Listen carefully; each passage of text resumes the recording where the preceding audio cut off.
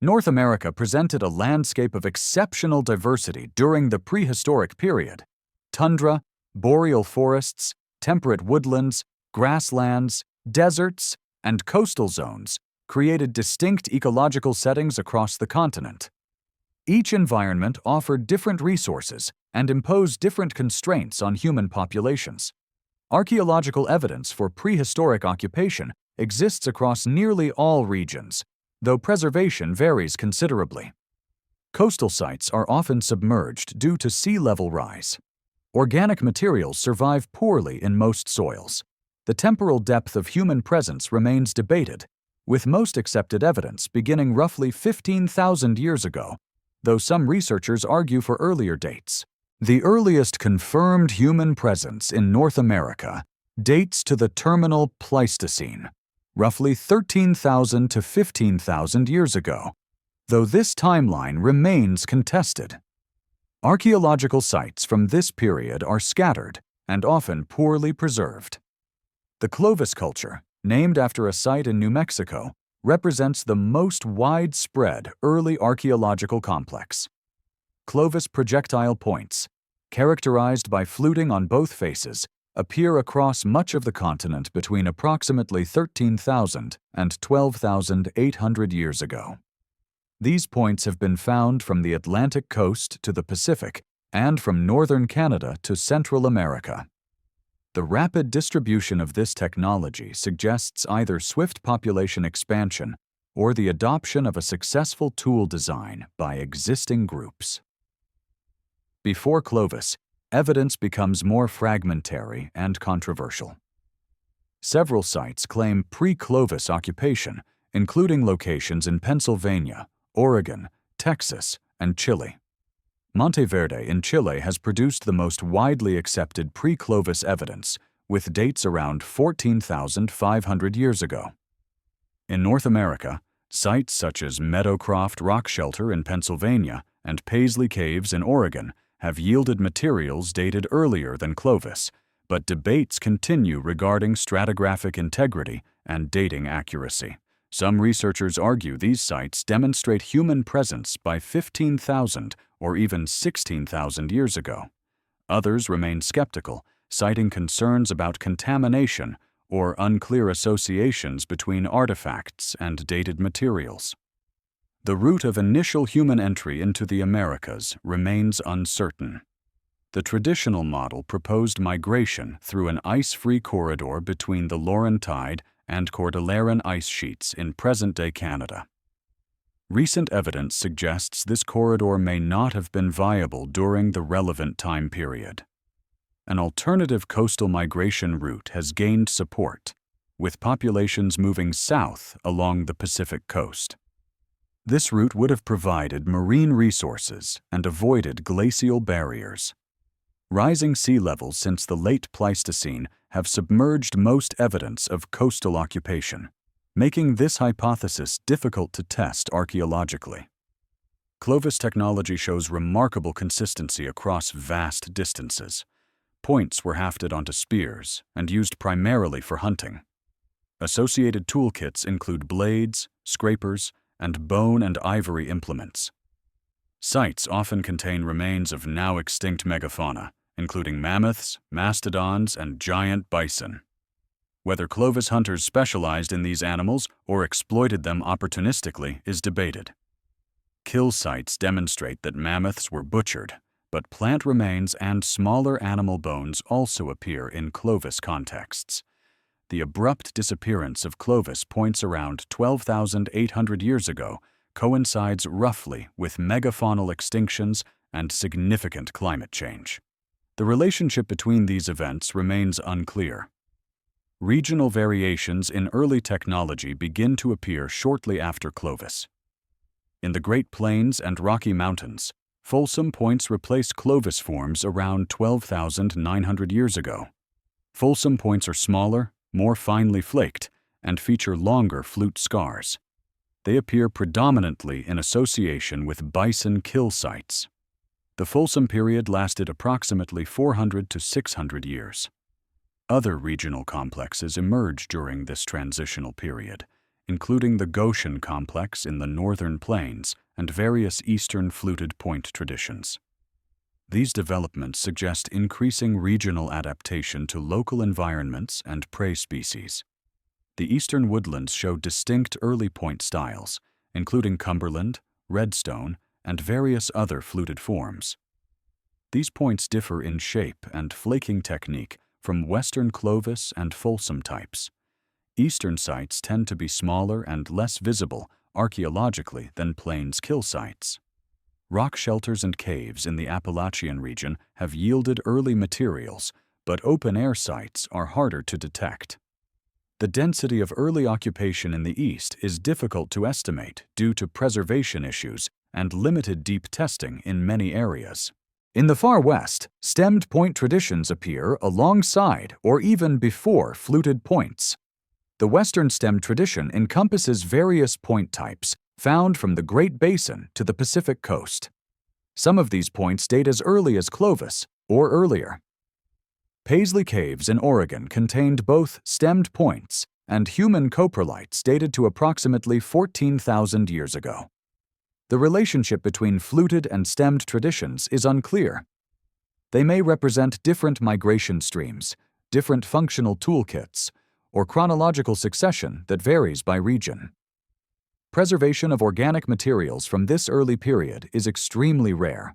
Most sites contain only stone tools and occasionally bone. Perishable items such as basketry, cordage, wooden implements, and hide clothing almost never survive. At Paisley Caves, desiccation preserved sandals woven from sagebrush bark, among the oldest known footwear in the Americas. These rare finds hint at technological complexity not visible in most archaeological contexts. The actual range of early human material culture likely far exceeded what stone tools alone suggest.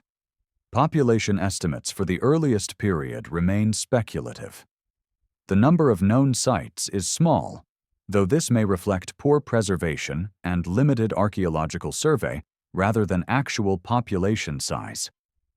Some researchers estimate a founding population of a few hundred to a few thousand individuals entering the continent. Expansion would have been relatively rapid if resources were abundant and competition minimal. By the end of the Clovis period, populations likely numbered in the tens of thousands across the continent, though firm numbers are impossible to establish. The environmental context of first arrival was dramatically different from the modern landscape. Continental ice sheets covered much of Canada. Sea levels were approximately 120 meters lower than present, exposing extensive coastal plains. The Bering Land Bridge connected Asia and North America, though whether humans crossed via this route or along the coast remains debated. South of the ice, environments were generally cooler and wetter than today. Spruce forests extended into areas now dominated by deciduous trees or grasslands. Large herbivores grazed on productive grasslands in regions that are now desert or scrubland. The megafaunal extinctions that occurred between roughly 13,000 and 10,000 years ago transformed these ecosystems fundamentally. Whether human hunting contributed significantly to these extinctions or whether climate change was the primary driver continues to generate scholarly debate. Archaeological evidence shows humans hunted megafauna, but the scale and impact of this predation cannot be precisely determined from available data. The transition from the Pleistocene to the Holocene around 11,700 years ago brought significant environmental changes across North America. Temperatures rose, ice sheets retreated northward, and sea levels began their gradual ascent. Vegetation zones shifted. With boreal forests moving into previously glaciated areas and grasslands expanding in some regions while contracting in others. Large Pleistocene mammals continued their decline, with most megafauna extinct by 10,000 years ago. Human populations adapted to these changing conditions through technological innovation and subsistence diversification. The early Holocene period, roughly 10,000 to 8,000 years ago, saw the proliferation of regional tool traditions. Projectile points became more diverse in form. In the plains, a succession of point styles followed Folsom, including Agate Basin, Hell Gap, Alberta, and Cody complexes. These traditions reflect continued focus on bison hunting, though the bison themselves were evolving into smaller forms as climates warmed. Kill sites from this period demonstrate communal hunting strategies. At the Olson-Chubbuck site in Colorado, dated to approximately 8,500 years ago, nearly 200 bison were driven into an arroyo and butchered. The organization required for such hunts suggests coordinated group activity and detailed environmental knowledge. In the eastern woodlands, corner-notched and side-notched points replaced fluted forms. Sites become more numerous, though they remain relatively small and dispersed. Rock shelters in the Appalachians and Ozarks show repeated occupation throughout the early Holocene. Stratified deposits at sites like Dust Cave in Alabama and Russell Cave in Tennessee contain successive layers of cultural material, allowing researchers to track changes in tool technology and subsistence over millennia. White-tailed deer, turkey, small mammals, fish, and shellfish appear in increasing quantities in faunal assemblages. Plant remains, when preserved, include hickory nuts, acorns, and various seeds. The Great Basin experienced increasing aridity during the early Holocene. Pluvial lakes that had covered large areas during the Pleistocene began to shrink or disappear entirely. Human populations adapted to these drier conditions by focusing on a broader range of resources. Lakeside sites such as Danger Cave in Utah and Hogup Cave in Utah contain evidence of seed processing, waterfowl hunting, and small mammal trapping.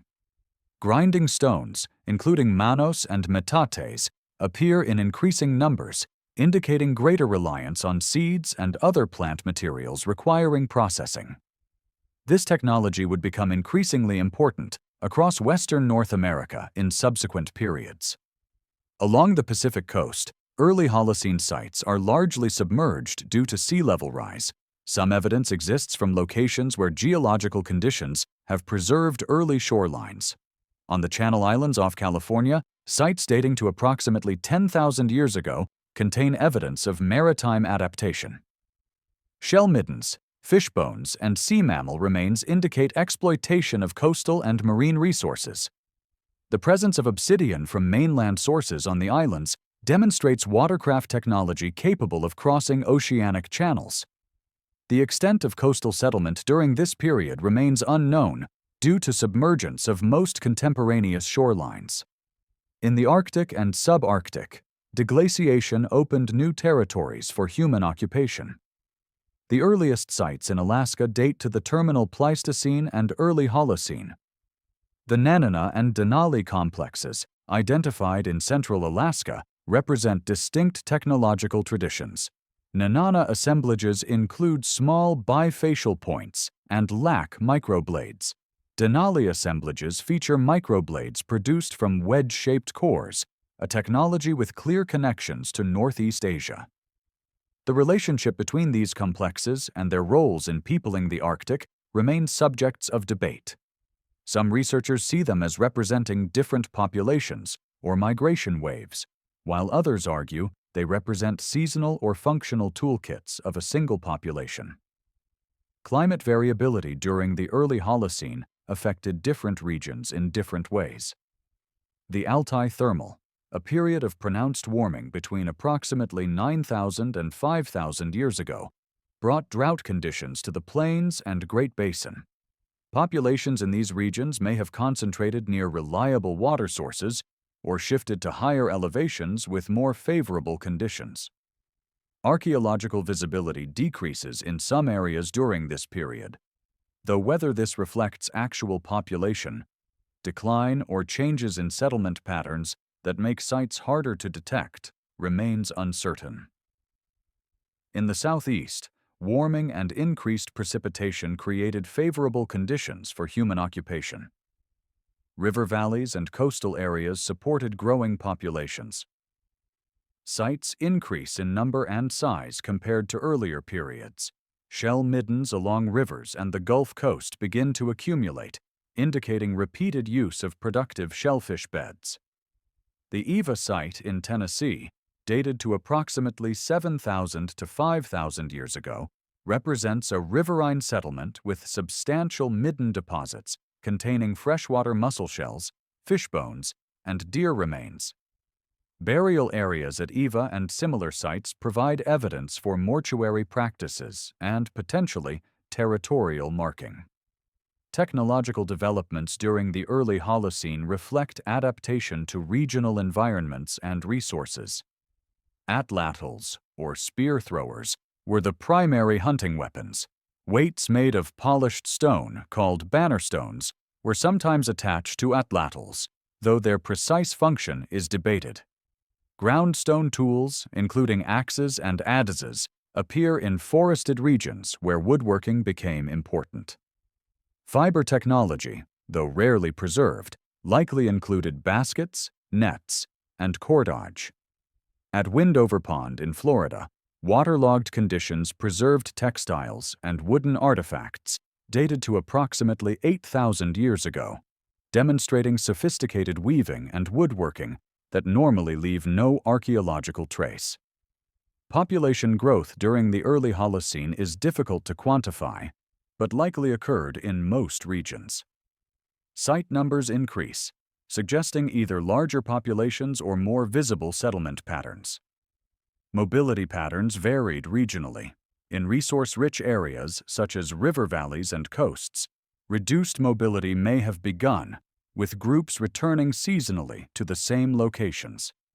In more marginal environments, high mobility remained necessary to exploit scattered and seasonal resources.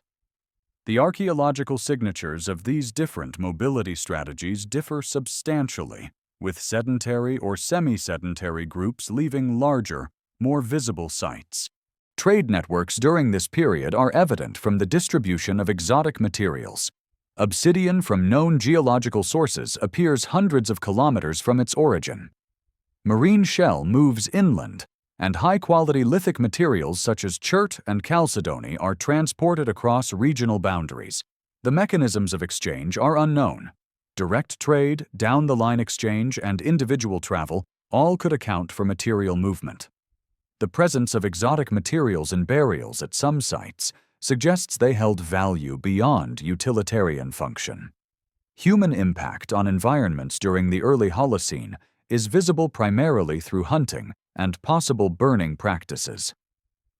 Whether intentional landscape burning occurred this early is debated, but charcoal frequencies in some paleo-environmental records suggest increased fire activity coinciding with human presence. Selective hunting may have affected prey populations, though evidence is limited. The disappearance of megafauna removed large herbivores from ecosystems, potentially altering vegetation patterns, but separating human from climatic causes remains problematic. Regional differentiation accelerated during the early Holocene, setting patterns that would intensify in later periods. The broad similarities of Paleo-Indian technology gave way to increasingly distinct regional traditions. These differences reflect adaptation to local resources and environments, but also perhaps developing cultural boundaries and identity markers. Archaeological cultures defined by shared tool styles and subsistence practices become identifiable, though the social meaning of these patterns cannot be directly observed. The Archaic period, spanning roughly 10,000 to 3,000 years ago, represents a time of increasing regional diversity and technological elaboration. The term archaic denotes a stage of cultural development rather than a single unified tradition. During this period, human populations became more firmly adapted to post-Pleistocene environments. Subsistence strategies diversified, tool technologies became more specialized, and evidence suggests decreasing mobility in many regions. The Archaic is typically subdivided into early, middle, and late phases, though the timing and characteristics of these subdivisions vary by region. In the eastern woodlands, the Archaic period saw substantial population growth and technological innovation. Ground stone tools proliferated, including axes, adzes, celts, gouges, and grinding implements. These tools facilitated woodworking and plant processing.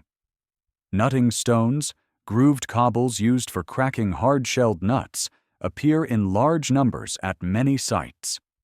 Hickory nuts and acorns provided concentrated calories and could be stored for winter use. Processing these resources required labor, but their abundance and nutritional value made them staples in many areas. Projectile points in the Eastern Archaic show considerable temporal and regional variation. Early Archaic forms include Kirk, Palmer, and Dalton types. Middle Archaic points such as Stanley, Morrow Mountain, and Guilford appear between approximately 8,000 and 5,000 years ago.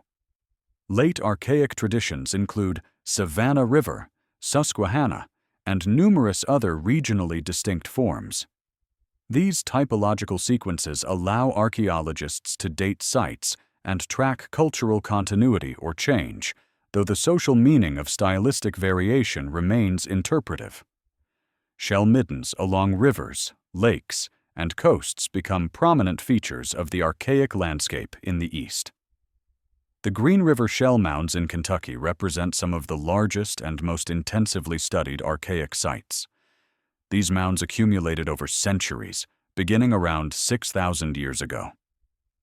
They contain dense deposits of freshwater mussel shells, animal bones, tools, and human burials.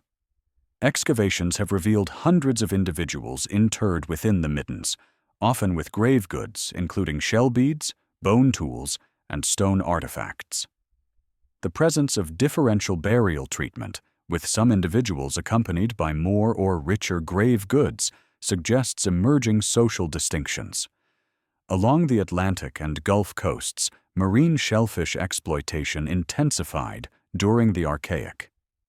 Oyster, clam, and other shellfish beds provided reliable, if labor-intensive, food sources. Shell rings, circular accumulations of shell measuring up to 200 meters in diameter, appear along the South Atlantic coast around 4,000 years ago. These features represent long-term communal gathering places, though their precise function is debated. Some researchers interpret them as permanent settlements, while others see them as seasonal aggregation sites for ceremonial or social purposes. The Middle Archaic in the southeast includes the development of fired clay objects. At sites such as Poverty Point in Louisiana and Stallings Island in Georgia, fiber-tempered pottery appears around 4,500 years ago. These ceramics represent some of the earliest pottery in North America, predating ceramic technology in most other regions. Vessels were used for cooking and storage. The adoption of pottery reflects increasing sedentism and reliance on foods requiring boiling or prolonged cooking. Trade networks during the Archaic expanded considerably. Marine shell from the Gulf and Atlantic coasts appears at interior sites. Copper from the Lake Superior region is found in burials across the Midwest and Southeast. Galena, a lead ore, moved from sources in the upper Mississippi Valley. Certain high-quality stone materials, particularly colorful or easily worked varieties, were transported hundreds of kilometers. The Indian Knoll site in Kentucky, dated to the Middle Archaic, contained burials with copper artifacts, marine shell beads, and exotic stone tools, indicating participation in long-distance exchange networks. In the Great Plains, Archaic populations continued to focus primarily on bison hunting, though the importance of plant foods increased. During the Middle Holocene altithermal drought, bison populations may have declined or shifted their ranges.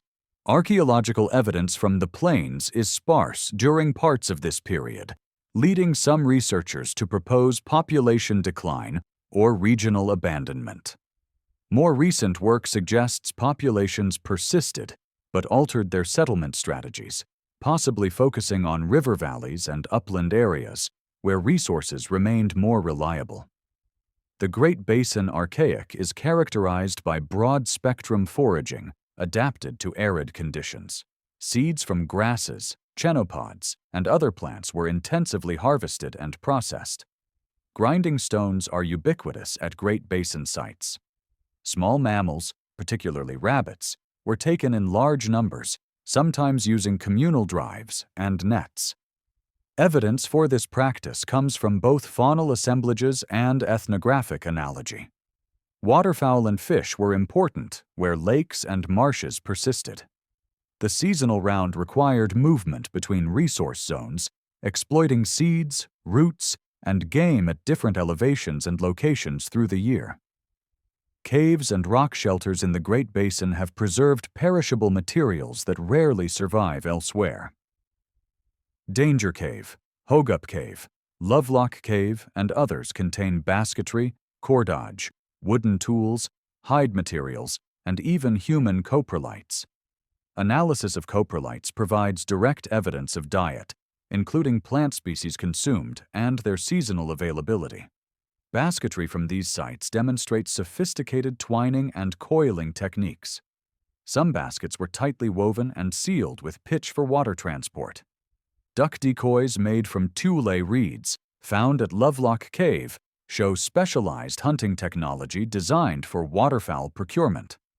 In California, the Archaic period saw development of diverse regional traditions adapted to the state's varied environments. Coastal populations relied heavily on marine resources, including shellfish, fish, and sea mammals. The Chumash area of the Santa Barbara Channel developed a particularly intensive maritime economy. Plank canoes allowed offshore fishing and travel to the Channel Islands. These canoes were constructed from redwood or driftwood planks lashed together with cordage and sealed with asphaltum. Their construction required considerable skill and labor, suggesting craft specialization. The Central Valley of California supported dense populations exploiting riverine and terrestrial resources. Salmon runs provided massive seasonal abundance. Acorns from several oak species were a staple food, harvested in fall and stored in elevated granaries. Processing acorns required leaching to remove bitter tannins, accomplished by grinding the nuts into meal and repeatedly rinsing with water. Bedrock mortars, cup-shaped depressions ground into rock outcrops, are found in large numbers in areas of intensive acorn processing. Some bedrock mortar sites contain dozens or hundreds of individual mortars, indicating repeated use over long periods. In the plateau region between the Cascades and Rocky Mountains, riverine resources, particularly salmon, became increasingly important during the Archaic. Major fishing sites developed at falls and rapids, where salmon could be taken in large numbers during spawning runs. Drying and smoking preserved fish for winter consumption. Evidence for long-term use of fishing sites includes accumulation of processing debris and the development of substantial pithouse villages at some locations. The Mounds rock shelter in Washington contained archaic deposits spanning thousands of years, with evidence of salmon fishing and diverse plant and animal exploitation. The Arctic and subarctic during the Archaic saw the development of the Arctic small tool tradition around 4,500 years ago. This technology, originating in Alaska, spread rapidly eastward across the Arctic, reaching Greenland by 4,000 years ago. The Arctic small tool tradition is characterized by tiny, finely made stone implements, including microblades, beer ends, and small projectile points. These populations hunted caribou, muskox, seals, and other Arctic fauna. Housing consisted of small, semi-subterranean structures.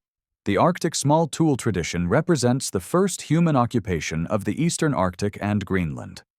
Social organization during the Archaic likely remained based on small kin groups for much of the period. Band-level societies, consisting of a few dozen individuals, probably characterized most regions. Evidence from late Archaic sites in some areas suggests increasing complexity. Larger sites, differential burial treatment, and labor-intensive earthwork construction point toward emergent inequality and more complex social arrangements. The Poverty Point site in Louisiana, occupied around 3,500 to 3,000 years ago, covers approximately 200 hectares and includes massive earthen mounds and concentric ridges. The labor required to construct these features suggests coordinated effort by substantial populations, possibly under some form of leadership. Warfare or interpersonal violence during the Archaic is difficult to assess. Skeletal evidence from some sites shows trauma consistent with violent injury. Projectile points embedded in bone provide direct evidence of conflict. At the Windover site in Florida, several individuals showed evidence of injuries, though whether these resulted from interpersonal violence or accidents cannot always be determined. The overall frequency of violence appears relatively low compared to later periods, though preservation and sample size complicate interpretation. Coastal and riverine environments supported some of the most intensive prehistoric occupations in North America. These settings provided abundant and reliable food sources, particularly shellfish, fish, and migratory waterfowl. The productivity of aquatic ecosystems allowed populations to reduce mobility and, in some areas, establish permanent or semi-permanent settlements. Archaeological evidence from these contexts includes shell middens, specialized fishing technology, and substantial architectural features. Shellfish exploitation occurred along both ocean coasts and interior rivers and lakes. Marine shellfish beds regenerate relatively quickly, if not overharvested, providing a renewable resource. Oysters, clams, mussels, and other species were collected in enormous quantities. Shell middens, the accumulated refuse from shellfish processing, can reach several meters in depth and extend over large areas. The Emeryville Shell Mound in San Francisco Bay, largely destroyed by urban development, originally stood approximately 10 meters high and covered several acres. Radiocarbon dating indicates accumulation over thousands of years, from roughly 2,000 years ago through the historic period. Freshwater mussels were heavily exploited in the Mississippi River system and its tributaries. The abundance and diversity of mussel species in these rivers provided a stable protein source. Mussel shells were also used as raw material for tools, ornaments, and containers. Shell middens along the Green River, Tennessee River, and other southeastern waterways contain primarily mussel shells intermixed with fish bones, deer remains, and other fauna. The seasonal availability of different resources shaped annual subsistence cycles, with shellfish particularly important during seasons when other foods were less abundant. Fishing technology during the late Archaic and subsequent periods included a variety of methods and tools. Bonefish hooks appear at coastal and riverine sites. These hooks were manufactured from deer bone or, along the coast, from marine mammal bone.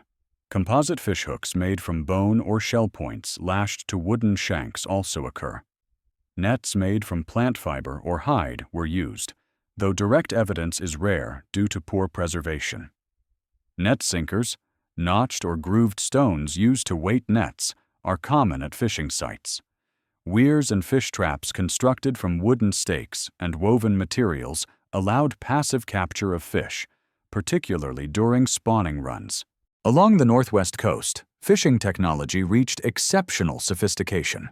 Salmon, which spawn in freshwater streams after spending their adult lives at sea, provided massive seasonal abundance. 5 species of Pacific salmon utilize different rivers and spawn at different times, creating a staggered resource availability. Fishers used nets, weirs, harpoons, and specialized hooks to capture salmon at various points in their life cycle. Herring, eulachon, halibut, and other fish species supplemented salmon.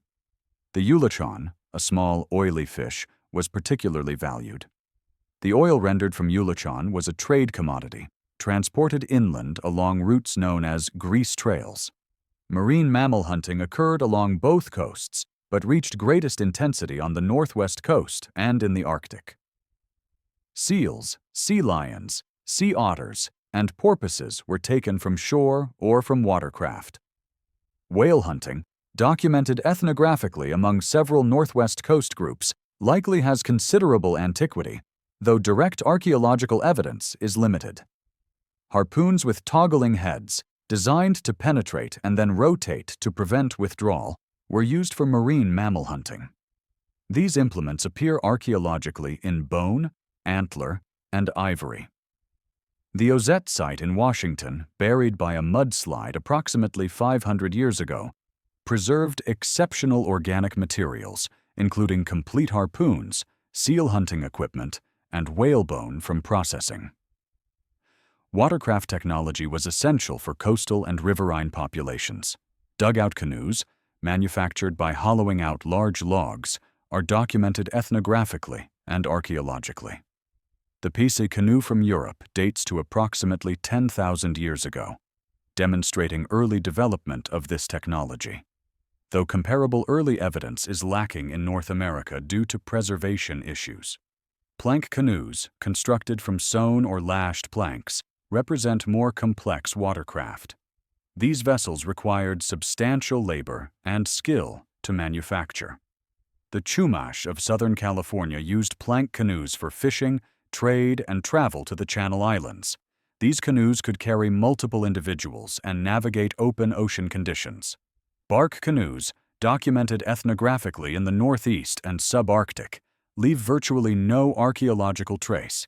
These lightweight vessels were constructed from birch bark sewn over a wooden frame. They allowed travel on rivers and lakes and could be portaged between waterways. The distribution of exotic materials and the location of sites accessible only by water provide indirect evidence for watercraft use, even where the vessels themselves do not survive. Reed boats and rafts constructed from bundled tulle or cattail reeds were used in marshy environments and on some rivers. Experimental archaeology has demonstrated that properly constructed reed boats are seaworthy and durable. Direct archaeological evidence comes from arid regions where desiccation allows preservation of organic materials. Fragments of reed watercraft have been found in Great Basin caves. Permanent and semi-permanent settlements developed in particularly productive coastal and riverine locations during the late Archaic and woodland periods. The northwest coast shows clear evidence of year-round villages by 3,000 to 4,000 years ago. These settlements consisted of substantial plank houses, accommodating multiple families. Houses were rectangular structures with frameworks of wooden posts and beams, walls of split planks, and roofs of planks or bark. Some houses exceeded 20 meters in length.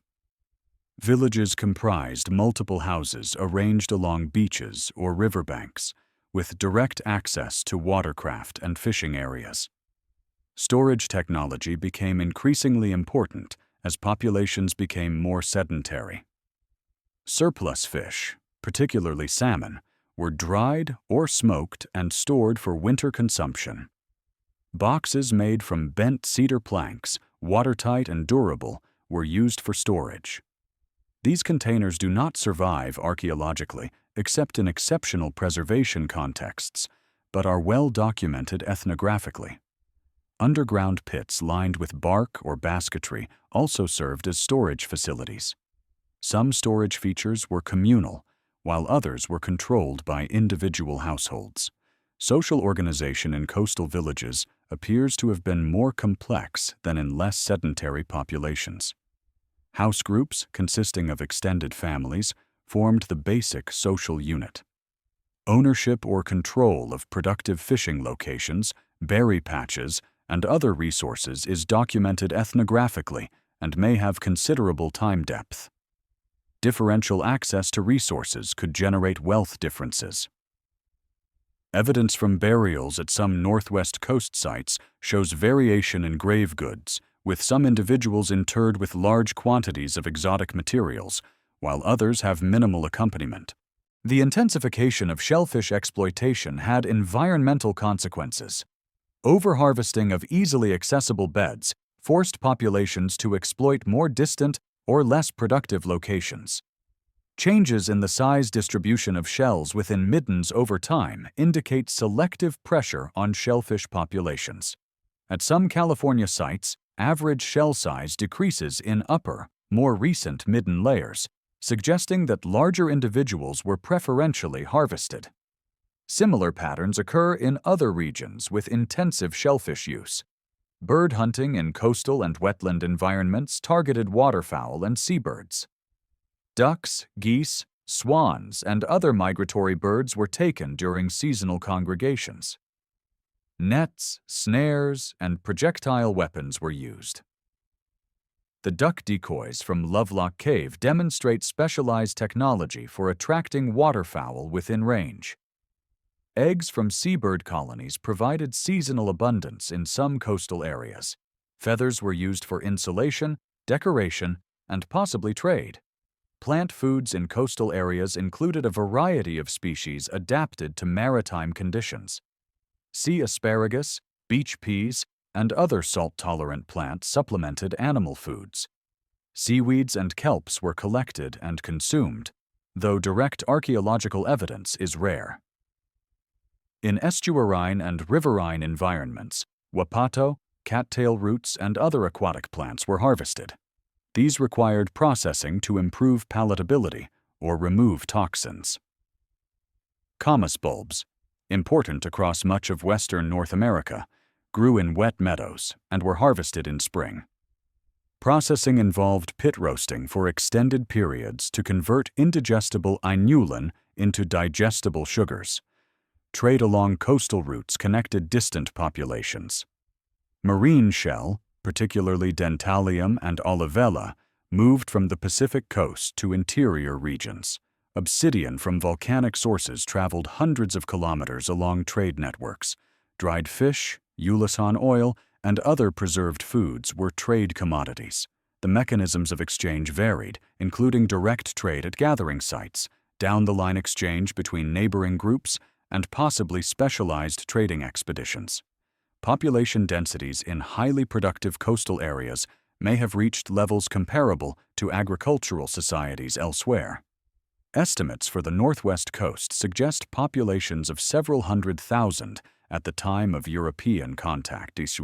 These densities were supported without agriculture, relying instead on intensive exploitation of marine and riverine resources combined with terrestrial hunting and gathering.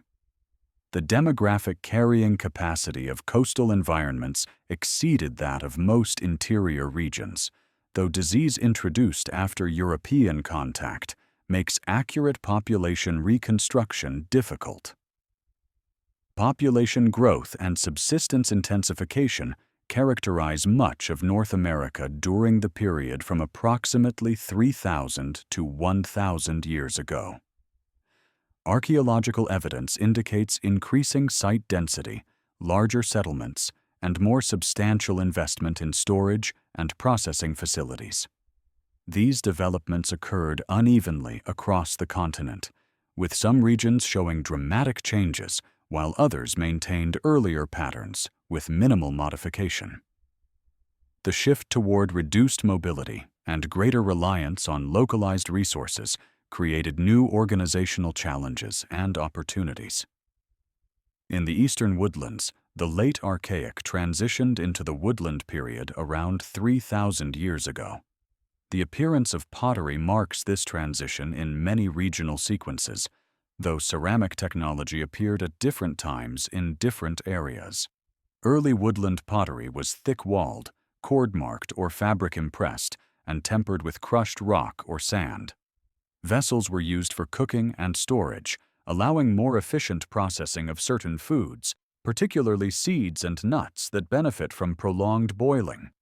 The adoption of ceramics did not represent a sudden revolution, but rather a gradual incorporation of new technology into existing subsistence systems. Cultigens appear in the eastern woodlands during the late Archaic and early woodland periods.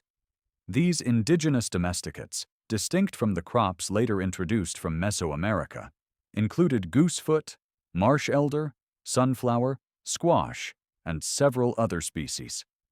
Evidence comes from carbonized seeds recovered through flotation of archaeological sediments. These plants were cultivated in small gardens near settlements, supplementing rather than replacing wild foods. The labor invested in cultivation was modest compared to later agricultural systems. Seeds from these domesticates show morphological changes over time, including increased size, indicating human selection and management. Burial mound construction became widespread during the Middle Woodland period, roughly 2,200 to 1,600 years ago. The Adena culture in the Ohio Valley built conical earthen mounds over burials, some reaching 10 meters in height. Associated artifacts include copper ornaments, shell beads, carved stone tablets, and bone tools. The Hopewell culture, which succeeded and overlapped with Adena, constructed even more elaborate earthworks. Hopewell mounds and geometric enclosures cover large areas, requiring substantial coordinated labor. The Newark earthworks in Ohio encompass several square kilometers of octagonal, circular, and linear embankments connected by avenues. Hopewell mortuary practices demonstrate extensive trade networks: obsidian from Yellowstone, copper from Lake Superior, mica from the Appalachians, marine shell from the Gulf Coast, and grizzly bear teeth from the Rocky Mountains appear in Hopewell burial contexts. These exotic materials were crafted into elaborate artifacts, often placed in the burials of specific individuals. The differential distribution of grave goods indicates social distinctions, with some burials containing abundant and exotic materials, while others have minimal accompaniment. Whether these distinctions reflect achieved status, hereditary rank, or other social principles cannot be determined directly from archaeological evidence. The labor invested in mound construction and the accumulation of exotic goods suggest organizational capacity beyond simple band-level societies. Some researchers interpret Hopewell as a complex chiefdom with hereditary leadership and regional integration. Others view it as a more egalitarian system in which achieved status and ritual knowledge conferred prestige without coercive authority. The lack of substantial residential architecture and apparent seasonal occupation of some ceremonial centers complicates interpretation. Hopewell populations may have aggregated periodically for ceremonial activities and dispersed for subsistence pursuits. The decline of Hopewell around 1,600 years ago involved the cessation of mound building, reduction in long-distance trade, and apparent population dispersal. The causes of this decline remain debated.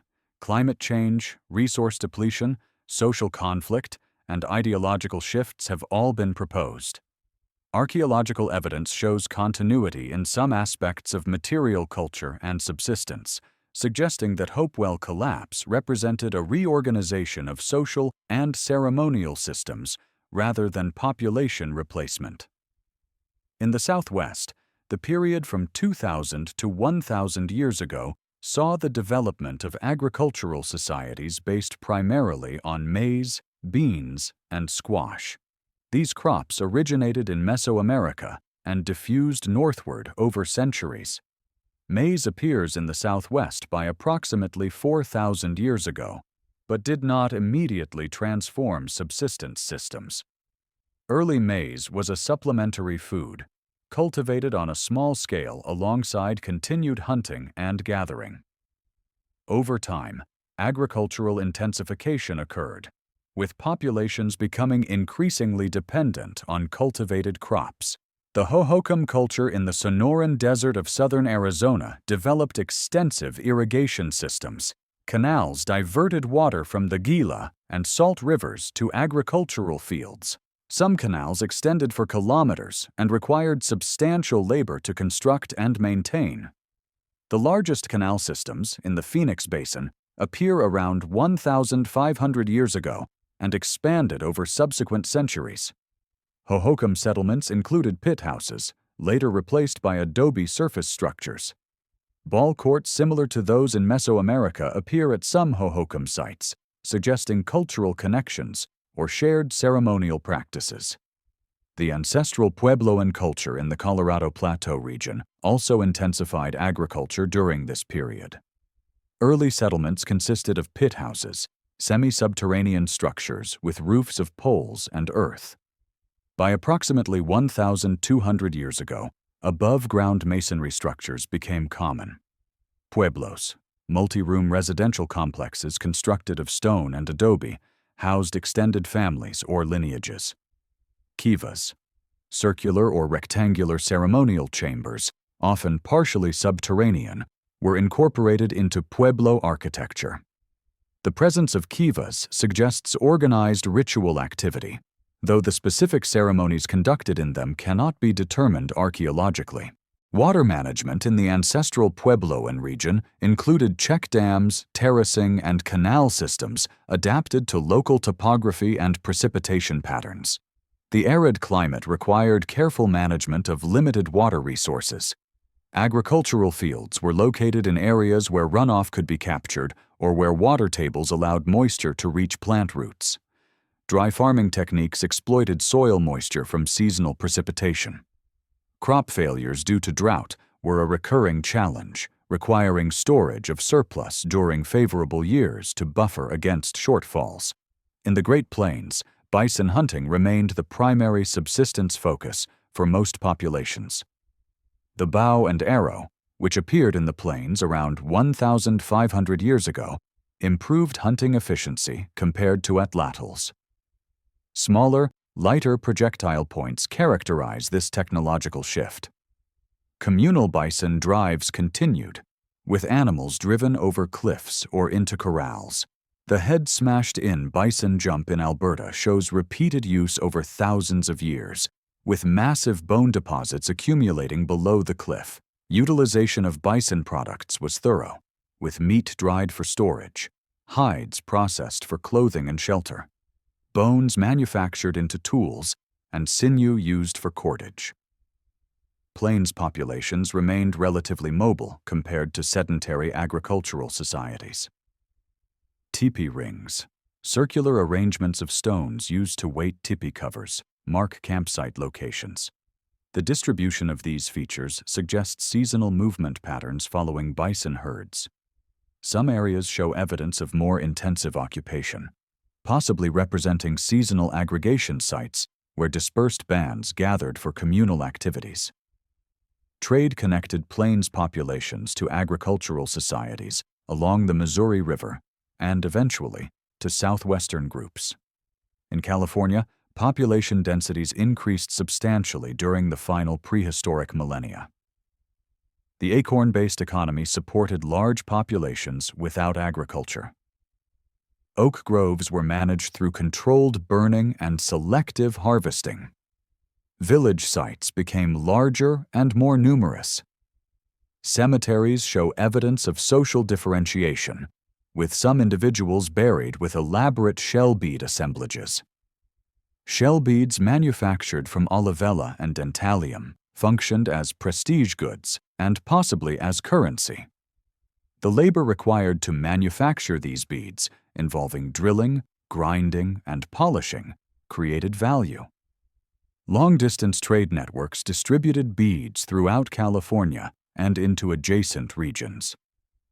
The construction of sweat lodges, specialized structures for ritual purification, is evidenced archaeologically by distinctive hearth features and architectural remains. These structures were typically semi-subterranean, with domed roofs and central fire pits. Ethnographic accounts describe their use for ritual purification, curing, and social gatherings. The archaeological evidence suggests considerable antiquity for this practice in California and neighboring regions. Bow and arrow technology spread across North America during the period from 2,000 to 1,000 years ago, though adoption occurred at different times in different regions. This technological change is visible archaeologically through the appearance of small, light projectile points suited to arrow use rather than the larger points used on atlatl darts. The bow offered advantages in hunting efficiency and warfare, allowing more rapid shooting and easier concealment. The transition from atlatl to bow was gradual in most areas, with both technologies coexisting for centuries in some regions. Trade networks during the late prehistoric period reached maximum extent and complexity, connecting populations across vast distances. The movement of raw materials, finished goods, and possibly ideas created interconnections between regions with distinct subsistence economies and social organizations. Archaeological evidence for trade includes exotic materials found far from their geological sources, stylistic similarities in artifacts across regions, and concentrations of imported goods at particular sites. The mechanisms driving exchange varied, encompassing reciprocal gift-giving, direct barter, tribute extraction, and possibly specialized merchant activity. Marine shell was among the most widely traded materials. Pacific coast shells, particularly olivella and dentalium, reached the Great Plains, Southwest, and Great Basin. Gulf Coast shells moved northward into the interior Southeast and Midwest. Atlantic coast shells traveled inland to the Appalachians and beyond. The distance some shells traveled exceeded 2,000 kilometers from their source. Shell beads required labor-intensive manufacturing, involving perforation, grinding, and polishing. Different shell types and manufacturing techniques carried varying values. Dentalium shells, naturally tubular, were relatively easy to string but limited in supply to specific Pacific Northwest locations, creating scarcity value. Obsidian distribution patterns reveal extensive trade networks in western North America. Chemical characterization of obsidian artifacts allows identification of geological sources. Obsidian from the Obsidian Cliff Source in Yellowstone appears at sites throughout the Plains and Great Basin. Newberry Crater obsidian from Oregon reached California, the Columbia Plateau, and the northern Great Basin. Casa Diablo obsidian from eastern California is found throughout California and into the Great Basin and Southwest. The distances involved indicate either long-distance travel by individuals or multi-step exchange between neighboring groups. Copper from native deposits near Lake Superior was worked into tools and ornaments and traded throughout eastern North America. Cold hammering techniques shaped copper into projectile points, axes, awls, beads, and ceremonial objects. The ductility of native copper allowed manufacturing without smelting technology. Copper artifacts appear in elite burials across the Midwest and Southeast, often in association with other exotic materials. The concentration of copper goods in certain burials suggests differential access to trade networks or products. Galena, lead sulfide occurring as silvery metallic crystals, was valued for ornamental use and possibly for symbolic properties. Galena sources in the upper Mississippi Valley supplied material that appears in sites across the Midwest and Southeast. The mineral was ground into powder for pigment, or left in crystalline form for ornamental purposes. Its weight and luster made it distinctive and valued. Pottery styles and techniques spread through exchange of vessels, movement of potters, or transmission of knowledge. Certain decorative motifs and vessel forms appear across broad regions, suggesting shared aesthetic traditions or direct connections. Temper materials in pottery sometimes include crushed sherds from other vessels, a technique called grog tempering.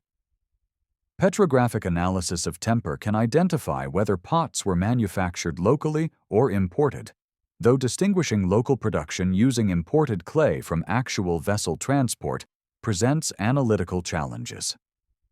Pipestone, a fine-grained red stone suitable for carving, was quarried from specific locations and traded widely. The Pipestone National Monument in Minnesota contains quarries used for centuries to obtain catlinite, the most prized variety of pipestone. This material was carved into pipes, often with elaborate effigies of animals or geometric designs. Tobacco use, documented archaeologically through pipe remains and ethnographically across much of North America, had ritual and social significance. The distribution of pipestone pipes indicates trade networks and possibly shared ceremonial practices. Chert and other high-quality lithic materials moved considerable distances. Certain chert sources produced stone with superior flaking qualities, desirable color, or large nodule size. Knife River flint from North Dakota, Alabatese flint from Texas, and kaolin chert from Missouri all show up at sites hundreds of kilometers from their sources, The preferential use of exotic, high-quality stone for certain artifact types, particularly ceremonial objects, suggests both practical and symbolic value. Perishable trade goods likely existed, but rarely survive archaeologically. Dried meat, fish, and plant foods could be transported and exchanged. Hides, furs, and woven textiles appear ethnographically as trade items and probably have considerable antiquity. Wooden objects, basketry, and cordage leave minimal archaeological traces except in exceptional preservation contexts. The actual volume and diversity of trade may have exceeded what durable materials alone suggest. Shell bead production in California reached industrial scales at some sites. Bead manufacturing debris, including broken shells, production blanks, and worn grinding tools, accumulates in large quantities at specialized production sites. The labor organization required for mass production suggests some degree of economic specialization. Whether bead manufacturers worked full-time or seasonally, and how they were supported, remains unclear. The standardization of certain bead types across California indicates shared manufacturing traditions or centralized production and distribution. Currency systems based on shell beads appear to have developed in California and possibly other regions. Ethnographic accounts describe standardized bead values and their use in transactions. Archaeological evidence cannot directly demonstrate exchange rates or purchasing power, but the ubiquity of beads, their standardized forms, and differential distribution suggest economic functions beyond simple ornamentation. The investment required to acquire large quantities of beads created wealth differences potentially translating into social status. Prestige goods economies, in which valuable items circulate primarily among elites, are suggested by the concentration of exotic materials in particular burials or at specific sites.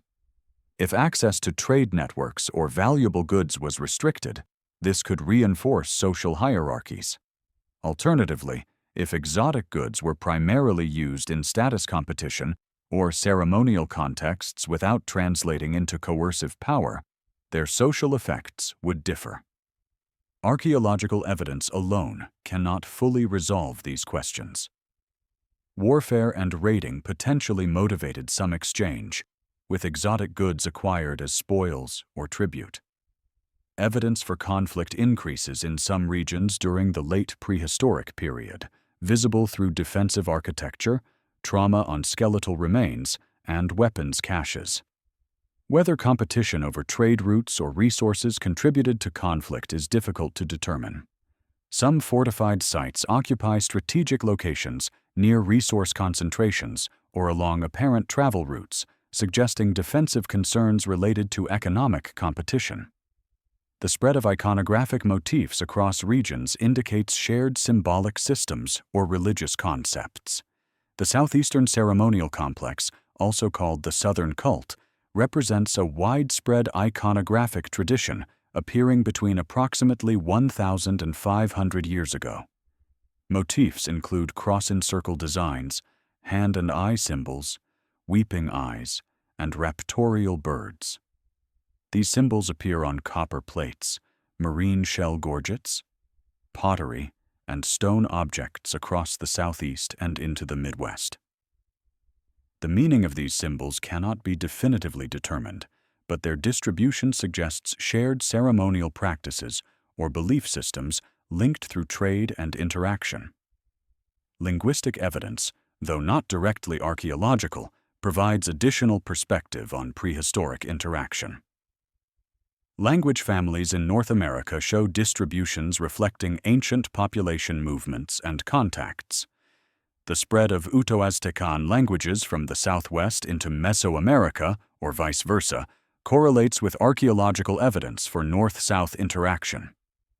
Algonquian languages across much of eastern North America suggest ancient connections between populations now separated geographically. While linguistic evidence requires careful interpretation and cannot be precisely dated, It complements archaeological data on prehistoric interaction. Migration and population movement, distinct from trade, also connected distant regions. The Athapascan-speaking populations of the Southwest, including ancestors of modern Navajo and Apache, migrated from the subarctic within the last 1,000 years. Archaeological evidence for this migration includes the appearance of distinctive artifact types and settlement patterns in the Southwest. The timing and route of migration remain debated, but linguistic and genetic evidence supports a northern origin for these populations. Pilgrimage to ritual centers or sacred locations may have facilitated long-distance movement and exchange. Certain locations held special significance, drawing visitors from distant areas. Cahokia in the American Bottom of Illinois, the largest prehistoric settlement north of Mexico, may have functioned partly as a pilgrimage destination. The concentration of exotic materials at Cahokia and the presence of distinctive pottery styles from distant regions suggest visitors or migration from multiple areas. Whether these movements were primarily religious, economic, or political cannot be conclusively determined. The scale and complexity of trade networks demonstrate sophisticated knowledge of geography, resources, and social connections. Maintaining exchange relationships across hundreds or thousands of kilometers required communication systems, trust mechanisms, and probably formalized partnerships or alliances.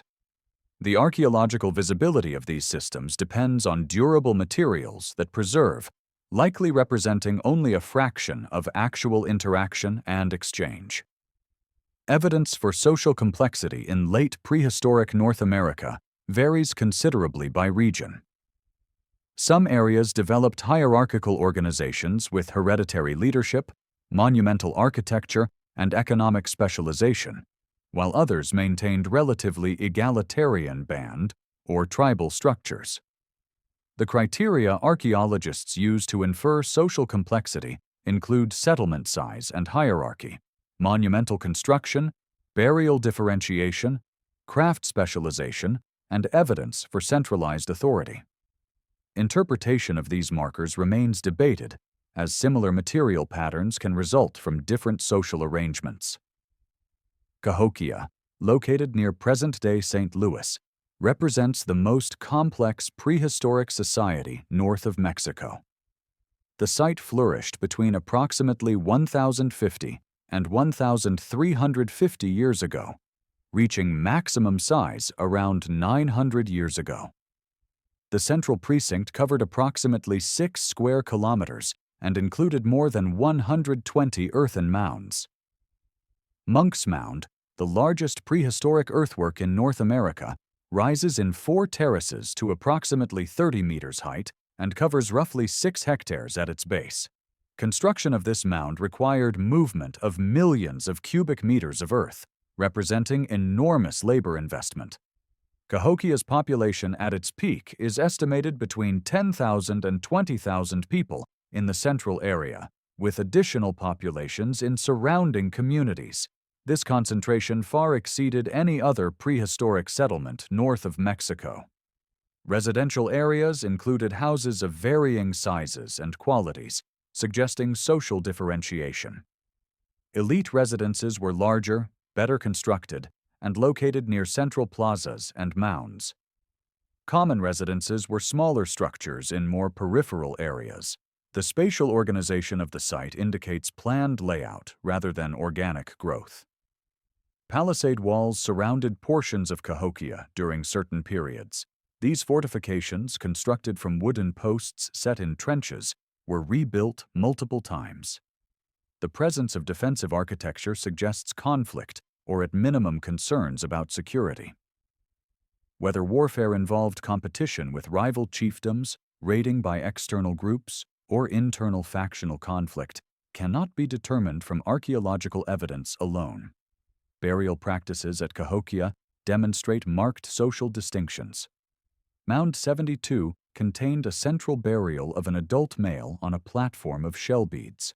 Surrounding this individual were the remains of multiple other people, some apparently sacrificed at the time of the principal burial. Additional burials in the mound showed variable treatment, with some interred with rich grave goods and others without accompaniment.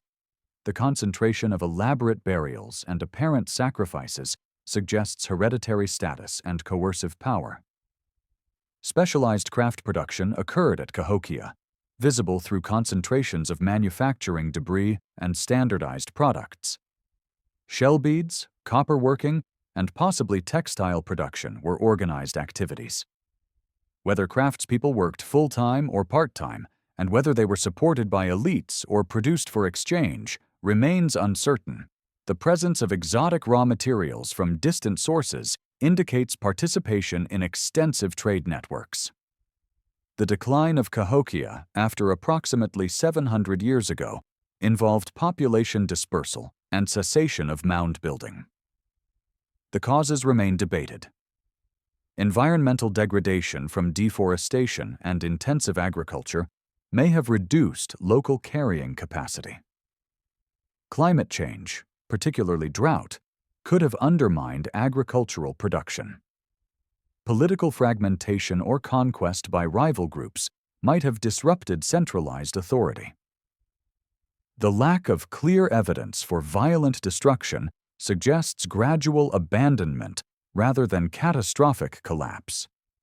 Other Mississippian centers throughout the Southeast exhibited similar characteristics to Cahokia, though generally on smaller scales.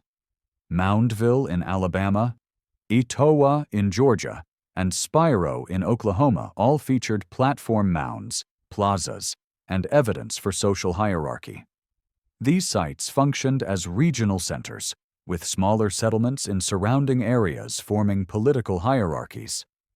The relationship between centers and peripheries likely involved tribute, trade, and perhaps religious authority. Mississippian subsistence was based on intensive maize agriculture supplemented by beans, squash, and other cultigens. Agricultural fields were located in river floodplains where annual flooding renewed soil fertility. Productivity was sufficient to generate agricultural surplus, necessary to support non-farming specialists and political elites. Storage of grain in above-ground granaries or pits allowed accumulation and redistribution. Control over stored surplus may have provided a basis for political authority. Warfare in the Mississippian period is evidenced by fortifications, weapons, skeletal trauma, and iconography depicting warriors and captives. Palisades surrounded many settlements, sometimes with bastions allowing defensive fire along wall faces. Dry moats or ditches added additional protection at some sites. The investment in defensive architecture suggests endemic conflict. Skeletal remains from some sites show high frequencies of healed and unhealed trauma, including embedded projectile points, blunt force injuries, and evidence of scalping. Iconographic depictions on shell gorgets and copper plates show warriors with weapons, trophy heads, and bound captives. The causes of Mississippian warfare likely included competition for agricultural land, control of trade routes, tribute extraction, and acquisition of captives. Some researchers argue that chiefly authority depended partly on success in warfare, creating incentives for endemic raiding even without resource scarcity. Captives might have been incorporated into communities, sacrificed in rituals, or traded. The archaeological evidence cannot fully resolve these questions, but demonstrates that violence was a significant aspect of Mississippian society. In the Southwest, social complexity developed differently than in the Southeast. Chaco Canyon in New Mexico represents the center of a regional system between approximately 1,100 and 850 years ago. The canyon contains multiple great houses, massive multi-story stone structures with hundreds of rooms. Pueblo Bonito, the largest, contained over 600 rooms and rose to 4 or 5 stories. Great houses required enormous labor investment and showed sophisticated architectural planning, including core and veneer masonry walls, precise room layouts, and astronomical alignments. Great kivas, large ceremonial chambers often exceeding 15 meters in diameter, were incorporated into great houses and also constructed as isolated features. These structures could accommodate substantial numbers of people for communal ceremonies. The labor required for construction and the scale of gatherings they could host suggest organized ritual activity involving populations from multiple communities. Road systems radiating from Chaco Canyon extend for dozens of kilometers, connecting outlying communities to the canyon center. These roads were engineered features, often straight regardless of topography, sometimes cut into bedrock or bordered by berms. Their purpose remains debated. They may have facilitated movement of goods, pilgrimage to ceremonial centers, or served symbolic functions. The investment in road construction indicates centralized planning and coordinated labor. Population in Chaco Canyon itself was relatively small, perhaps a few thousand at maximum. Many rooms in great houses appear to have been used for storage rather than habitation. This pattern suggests that Chaco functioned as a ceremonial and administrative center rather than a densely populated urban area. Outlying communities in the broader San Juan Basin may have participated in the Chaco system through tribute, trade, or pilgrimage. Turquoise working was a specialized activity at Chaco. Enormous quantities of turquoise, imported from mines in the region, were manufactured into beads and ornaments. Manufacturing debris indicates on-site production. The concentration of turquoise working at Chaco suggests centralized control of production or trade. Turquoise objects were traded southward into Mexico, indicating long-distance connections. The collapse of the Chaco system around 850 years ago involved abandonment of the canyon and cessation of great house construction. Drought conditions in the region during this period likely stressed agricultural production. The Chaco system may have been vulnerable to environmental perturbations due to marginal agricultural conditions and dependence on maize. Population did not disappear, but rather dispersed or relocated to areas with more reliable water sources. Mesa Verde and other northern southwest regions saw fluorescence after Chaco's decline. Cliff dwellings constructed in alcoves in canyon walls characterize Mesa Verde between approximately 800 and 700 years ago. These settlements offered defensive advantages and proximity to springs. The effort required to access fields on mesa tops suggests security concerns outweighed convenience. Skeletal evidence from this period shows increased violence, and some sites were burned, indicating conflict. The abandonment of the northern Southwest around 700 years ago resulted in population movement southward into the Rio Grande Valley and other areas. Drought was a contributing factor, but violence and social upheaval also played roles. The communities that formed in new areas incorporated populations from multiple earlier traditions, creating cultural syntheses visible in pottery styles and architectural features. In California, complexity without agriculture developed in some areas. Large villages with populations of several hundred or more appeared along the coast and in major river valleys. Formal cemeteries with differential burial treatment indicate social distinctions. Some burials contained thousands of shell beads, representing enormous accumulated wealth. Other burials had minimal accompaniment. Whether these distinctions reflected hereditary status or achieved rank cannot be determined definitively. Violence in California is evidenced by skeletal trauma, particularly projectile wounds. Some areas show higher violence frequencies than others, possibly reflecting competition over productive resource patches. Ethnographic accounts describe territorially bounded groups controlling specific resource locations, particularly oak groves and fishing sites. Archaeological evidence for territoriality includes style boundaries in artifacts and differential use of resource areas. The late prehistoric period, generally defined as the final 1,000 years before European contact, saw the culmination of regional cultural developments across North America. Population levels reached or approached maximum prehistoric densities in most regions. Subsistence strategies were intensified, with greater labor investment in food procurement and processing. Technological innovations, including improved weaponry, ceramic traditions, and specialized tools, enhanced efficiency.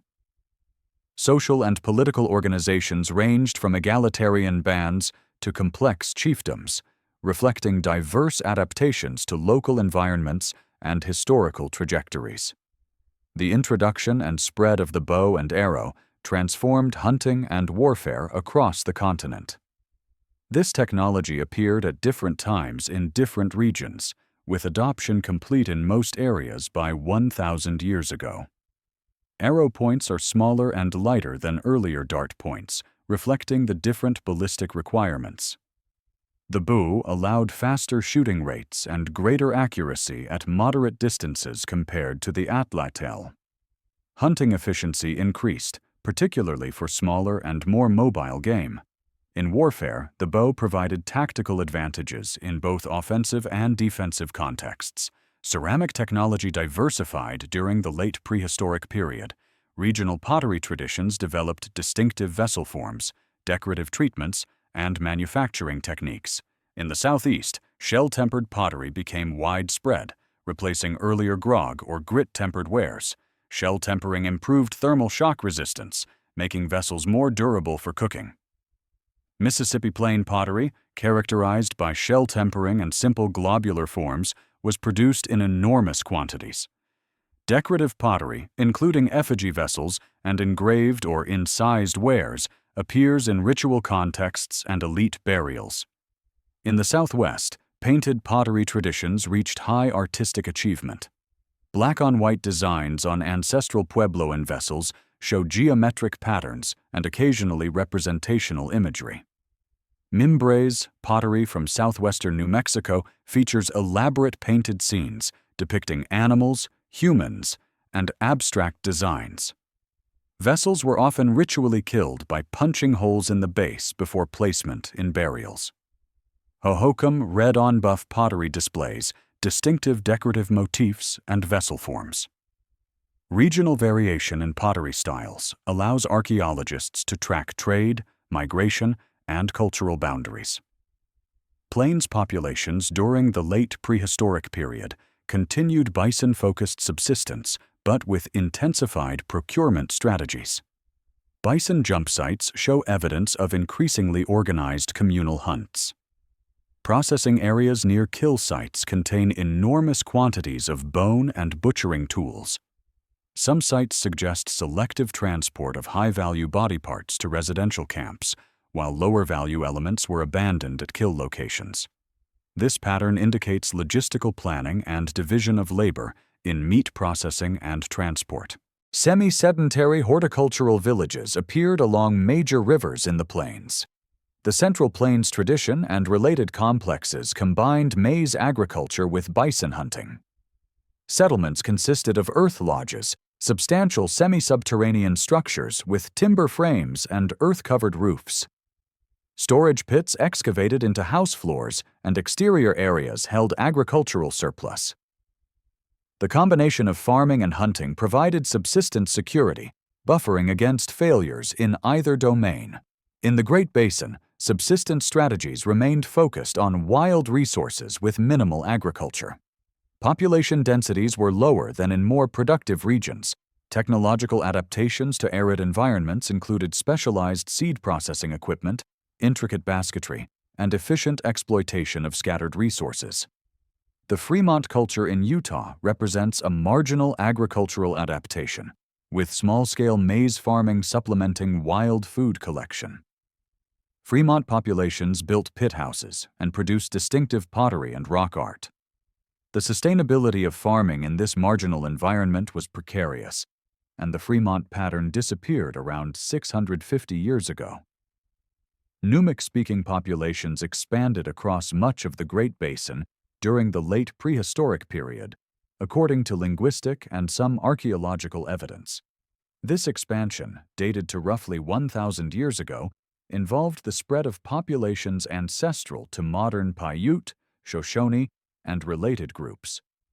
The material culture associated with this expansion includes distinctive projectile point types and shifts in settlement patterns. The causes of expansion may relate to climate changes affecting resource productivity or to technological innovations increasing competitive advantages. The Northwest Coast during the late prehistoric period exhibited the fully developed maritime chiefdoms documented ethnographically. Large plank houses accommodated extended family groups. Villages were ranked hierarchically, with some settlements serving as principal residences of high-ranking lineages. Potlatches. Ceremonial distributions of wealth functioned to establish and maintain status hierarchies. Archaeological evidence for wealth accumulation includes large quantities of prestige goods in elite burials and residential contexts. Defensive sites, often located on promontories or islands, indicate endemic warfare or raiding. Totem poles and other monumental wood carvings likely have considerable antiquity on the Northwest Coast, though preservation limits direct archaeological evidence. House posts, mortuary poles, and freestanding monuments were carved with crest figures representing lineage affiliations and mythological narratives. The development of iron tools after European contact enhanced carving capabilities, but the tradition itself predates contact on stone and bone carvings from archaeological contexts demonstrate artistic sophistication and iconographic complexity comparable to later wooden works. In the Arctic, the Thule tradition emerged in Alaska around 1,000 years ago and rapidly spread eastward across the North American Arctic. Thule populations were specialized marine mammal hunters, particularly focused on whales, walrus, and seals. Large umiaks, open skin boats capable of carrying multiple hunters, were used for whale hunting. Smaller kayaks served for individual seal hunting.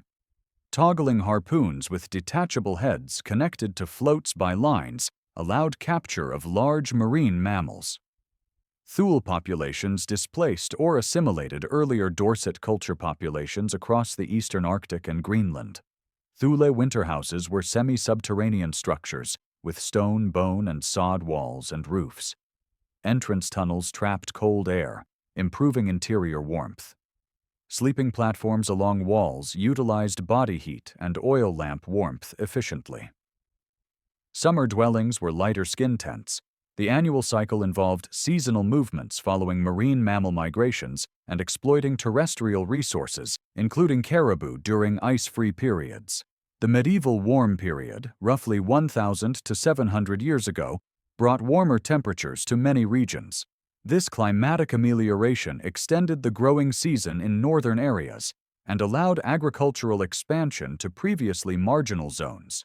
In the Arctic, reduced sea ice improved access to marine mammals, supporting Thule expansion.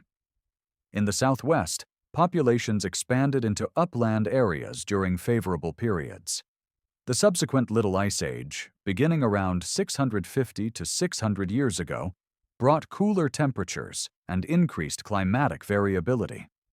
This cooling stressed agricultural systems in marginal areas and may have contributed to population movements and social disruptions.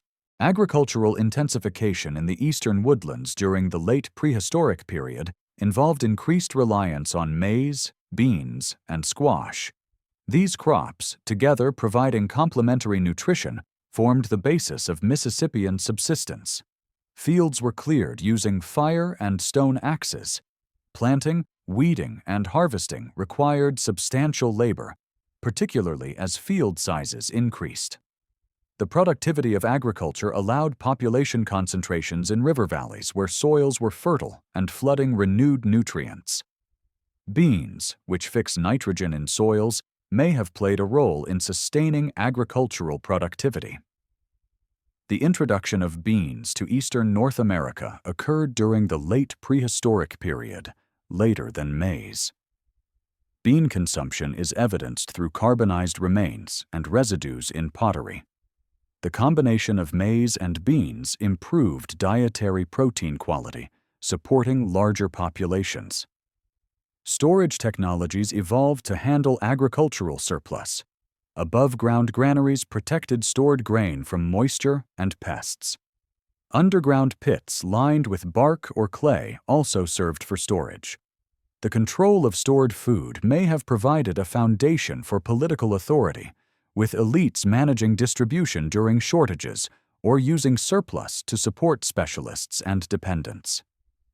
Population estimates for North America at the time of European contact vary widely due to uncertainties in archaeological data and the devastating impact of introduced diseases. Estimates for the entire continent range from 2 million to 18 million, with most recent assessments in the range of 4 to 7 million. The distribution was highly uneven, with highest densities in coastal California, the northwest coast, the southeast, and Mesoamerican peripheries. The Great Basin, Arctic, and subarctic supported much lower population densities. Diseases introduced after European contact caused catastrophic population decline. Smallpox, measles, influenza, and other pathogens spread rapidly through populations lacking immunity. Mortality rates in initial epidemics sometimes exceeded 90% in affected communities. Disease spread ahead of direct European contact in many areas, carried through indigenous trade networks. The demographic collapse disrupted social and political systems, caused abandonment of settlements, and fundamentally altered the cultural landscape. The timing of disease introduction varied by region. Caribbean and coastal areas contacted earliest experienced demographic catastrophe in the early 16th century. Interior regions contacted later saw epidemics arrive decades or centuries after initial European arrival in the hemisphere. The archaeological visibility of disease impact is limited, as epidemics kill people but leave minimal material signature. Depopulation is inferred from settlement, abandonment, changes in site distribution, and historical documentation where available. Cultural responses to demographic collapse included settlement coalescence, migration, and social reorganization. Surviving populations from multiple communities sometimes amalgamated into new settlements. Traditional political structures often collapsed as leadership died or authority eroded.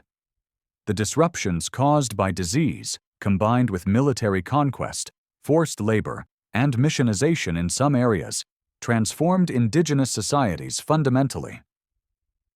The end of the prehistoric period is marked by direct European contact and the beginning of documentary records. This transition occurred at different times across the continent, from the early 16th century in the southeast and southwest to the 18th or 19th centuries in some Arctic and subarctic regions. The prehistoric record ends not because indigenous populations disappeared, but because written documentation begins and the demographic and cultural impacts of colonialism became overwhelming forces of change. The diversity of prehistoric North American populations at contact reflected millennia of adaptation to distinct environments and divergent cultural development. Language families included numerous unrelated groups, suggesting deep chronological separation or multiple migration events. Material culture, social organization, and subsistence practices varied enormously across regions. The eastern woodlands supported agricultural chiefdoms, with populations numbered in hundreds of thousands. The northwest coast maintained complex maritime societies without agriculture. The Great Plains featured mobile bison hunters and semi-sedentary river valley farmers. The Southwest contained pueblo-dwelling agriculturalists and more mobile desert foragers. California hosted dense populations relying on intensive wild resource management.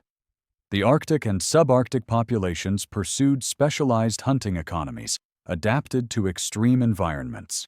Settlement patterns at contact ranged from permanent villages with hundreds or thousands of inhabitants to highly mobile camps occupied by small family groups for brief periods. Architectural forms included Pueblo room blocks of stone and adobe, Northwest Coast plank houses, Mississippian pole and thatch structures, Plains earth lodges and teepees, Arctic sod houses, and California brush shelters. The investment in residential architecture correlated with sedentism and population density. Monumental construction occurred in some regions, including Mississippian platform mounds and southwestern great houses, while other areas lacked any large-scale architecture. Agricultural practices where present varied in intensity and crop composition. Mississippian populations practiced intensive maize agriculture with beans and squash as supplements. Southwestern groups cultivated maize, beans, squash, and cotton in irrigated fields or through dry farming techniques. Plains horticultural groups combined farming with continued reliance on bison. Agricultural yields and reliability affected settlement stability and population size. Regions unsuitable for agriculture supported populations through hunting, gathering, and fishing, sometimes at densities comparable to agricultural areas where resource productivity was high. Hunting technologies reflected environmental conditions and prey availability. Bison hunting on the plains employed communal drives and surrounds requiring coordinated group effort. Deer hunting in the eastern woodlands used individual stalking, ambush, and occasionally drives. Marine mammal hunting on the northwest coast and in the Arctic required specialized watercraft and harpoon technology. Small game was taken with snares, nets, and projectile weapons. Fishing methods included hooks, nets, weirs, spears, and poison in appropriate contexts. The technological sophistication of hunting and fishing equipment indicates detailed environmental knowledge and skilled manufacture. Plant food use encompassed hundreds of species across the continent. Acorns in California and the East provided staple calories where oak species were abundant. Nuts, including hickory, walnut, pecan, and pine nuts, were important in various regions. Seeds from grasses, chenopod's, amaranths, and other plants were harvested and processed. Roots and tubers, including wapato, camas, and various wild potatoes, required knowledge of growth cycles and processing techniques. Berries and fruits provided seasonal abundance. The labor investment in plant food procurement and processing varied by species, with some requiring intensive grinding, leaching, or cooking. Craft specialization existed in some societies, with individuals or groups focusing on particular manufacturing activities. Pottery production in agricultural societies sometimes showed evidence for specialized manufacturing, visible through workshops, production debris concentrations, and standardized products. Shell bead manufacturing in California occurred at specialized sites with intensive production. Lithic quarries where high-quality stone was extracted and initially processed show evidence of organized extraction. Whether specialists worked full-time or part-time and how they were supported varied by context. Exchange systems connected distant populations through multiple mechanisms. Direct trade occurred when individuals or groups traveled to exchange partners. Down-the-line exchange involved goods passing through multiple intermediaries, from source to final destination. Tribute extraction in hierarchical societies transferred goods from subordinate to dominant communities. Gift exchange in social and political alliances created reciprocal obligations. Ceremonial exchanges at gatherings brought together participants from multiple communities. The archaeological evidence cannot always distinguish between these mechanisms, but the distributions of materials indicate active circulation. Iconography and artistic expression took diverse forms. Pottery decoration in many regions featured geometric designs, though representational imagery also appears. Rock art, including petroglyphs and pictographs, occurs throughout the continent, with concentrations in the Southwest, California, and the Plains. Motifs include anthropomorphs, zoomorphs, geometric patterns, and abstract designs. The meanings of rock art are largely inaccessible archaeologically, though some ethnographic connections exist. Portable art objects, including carved stone, bone, and shell, demonstrate skilled craftsmanship and symbolic complexity. Burial practices provide evidence for beliefs about death and the afterlife, though interpretation remains limited. Inhumation was the most common practice, with bodies placed in pits, mounds, or caves. Flexed, extended, and bundled burial positions all occur. Cremation was practiced in some areas, particularly in parts of California and the Southwest. Secondary burial, involving initial interment or exposure, followed by collection and reburial of bones, appears in various regions. Grave goods accompanying burials range from absent to elaborate, with some individuals interred with abundant exotic materials, while others have minimal accompaniment. Skeletal analysis provides information on health, diet, and physical stress. Dental wear patterns reflect dietary composition, with heavy wear indicating abrasive foods such as stone-ground plants. Caries frequencies correlate with carbohydrate consumption, particularly in agricultural populations. Linear enamel hypoplasias, defects in tooth enamel, indicate childhood nutritional stress or disease. Bone chemistry analysis through stable isotope ratios reveals dietary composition, distinguishing marine versus terrestrial protein and C3 versus C4 plant consumption. Stature and skeletal robusticity provide general health indicators, though genetic and environmental factors both contribute. Paleopathology, the study of ancient disease and injury, reveals health challenges faced by prehistoric populations. Arthritis and degenerative joint disease indicate physical stress and aging. Infections visible on bone surfaces suggest systemic disease. Trauma, including fractures and blunt force injuries, provides evidence for accidents and violence. Treponemal diseases, potentially including syphilis, appear in pre-contact skeletal samples from some regions, though diagnosis and interpretation remain debated. Tuberculosis may have been present in some populations, though distinguishing it from other infections presents challenges. Life expectancy in prehistoric populations was substantially lower than modern industrial societies, but varied across time and space. High infant and childhood mortality reduced average life expectancy, though individuals surviving to adulthood often lived into their 40s, 50s, or occasionally 60s and beyond. Skeletal samples show demographic profiles with substantial representation of subadults, reflecting the mortality risks of early life. Causes of death are usually not determinable from skeletal remains alone, though trauma, infection, and nutritional deficiency all contributed. Gender distinctions in burial treatment and material culture suggest differential roles and status. In some societies, males and females were buried with different artifact types, presumably reflecting gendered activities or identities. Skeletal markers of activity patterns sometimes show sex-based differences, interpreted as division of labor.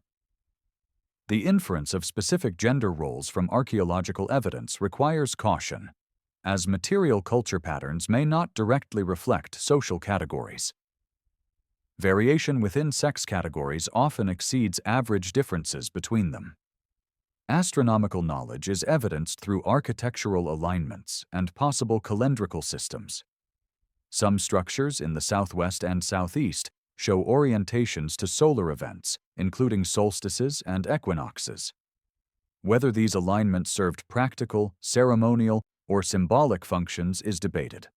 Rock art in some locations may record astronomical observations, though interpretation remains speculative without corroborating evidence. The agricultural calendar required knowledge of seasonal cycles for planting and harvesting timing. Environmental impacts of prehistoric populations varied by subsistence strategy and population density. Agricultural clearing altered forest composition and extent. Hunting pressure affected prey populations, potentially causing local depletion or behavioral changes. Fishing in some productive locations may have reduced fish stocks. gathering of plant foods in sufficient quantities could affect plant community composition. Fire use for landscape management altered vegetation structure and species composition across broad areas. The scale of environmental modification varied, with highest impacts in areas of dense population and intensive resource use. Climate variability affected prehistoric populations throughout their occupation of the continent. Drought stressed agricultural societies dependent on rainfall or irrigation from rivers fed by precipitation. Floods could destroy crops and settlements. Temperature extremes affected growing seasons and the distribution of wild plants and animals.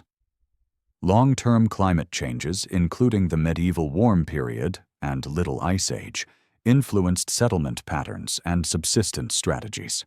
Populations adapted through technological change, migration, subsistence diversification, and social reorganization. The resilience of societies to environmental perturbation varied, with some weathering substantial changes while others collapsed or were fundamentally transformed. Population movements and migrations occurred throughout the prehistoric period, driven by environmental change, resource depletion, conflict, and social factors. The Athapascan migration into the southwest, the Thule expansion across the Arctic, and the Numic expansion in the Great Basin represent documented cases.